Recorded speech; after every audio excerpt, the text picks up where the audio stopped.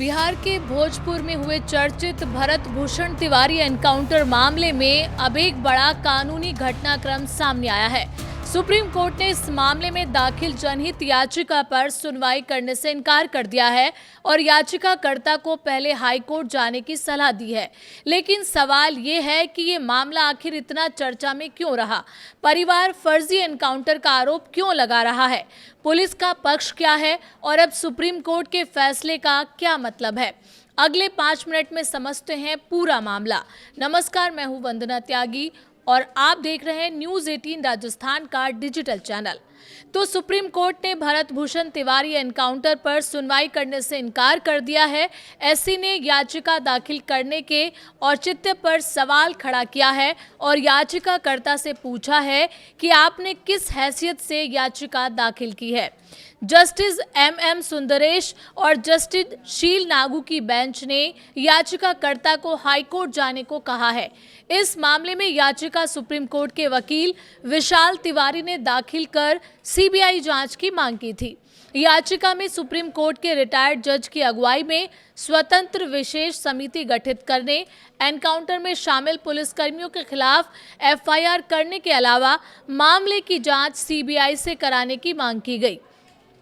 याचिकाकर्ता का आरोप है कि भरत भूषण तिवारी की मौत एक हत्या का मामला है और इसकी निष्पक्ष जांच जरूरी है।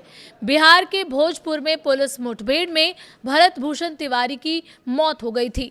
परिवार और याचिकाकर्ताओं का आरोप है कि ये मुठभेड़ फर्जी थी।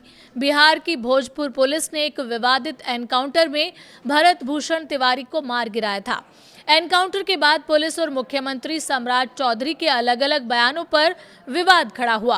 परिजन और स्थानीय लोग पुलिस पर भरत भूषण को फर्जी एनकाउंटर में मारने का आरोप लगाते रहे।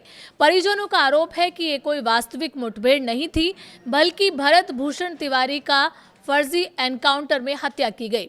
इसी आरोप के बाद मामला लगातार सुर्खियों में बना रहा। एनकाउंटर के बाद ये मामला इसलिए भी चर्चा में आया क्योंकि घटना को लेकर अलग अलग बयान सामने आए। परिवार लगातार निष्पक्ष जांच की मांग करता रहा। वहीं स्थानीय स्तर पर भी प्रदर्शन हुए और पुलिस कार्रवाई पर सवाल उठाए गए। इसी दौरान विपक्षी नेताओं की तरफ से और कई सामाजिक संगठनों ने भी पूरे मामले की स्वतंत्र जांच की मांग उठाई। उनका कहना था कि सच सामने आने के लिए किसी स्वतंत्र एजेंसी से जांच कराई जानी चाहिए। हालांकि बिहार पुलिस अपने एनकाउंटर को सही ठहराती रही और अपने पक्ष पर कायम रही। सुप्रीम कोर्ट के इनकार के बाद अब आगे क्या होगा? सुप्रीम कोर्ट के आदेश के बाद संभावना है कि याचिकाकर्ता बिहार हाई कोर्ट का दरवाजा खटखटाएंगे।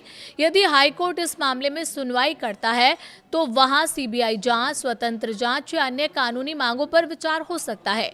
दूसरी तरफ पुलिस की जांच और आधिकारिक कार्रवाई अपनी प्रक्रिया के अनुसार जारी रहेगी। फिलहाल अदालत ने केवल ये कहा है कि इस स्तर पर सीधे सुप्रीम कोर्ट में सुनवाई उचित नहीं है।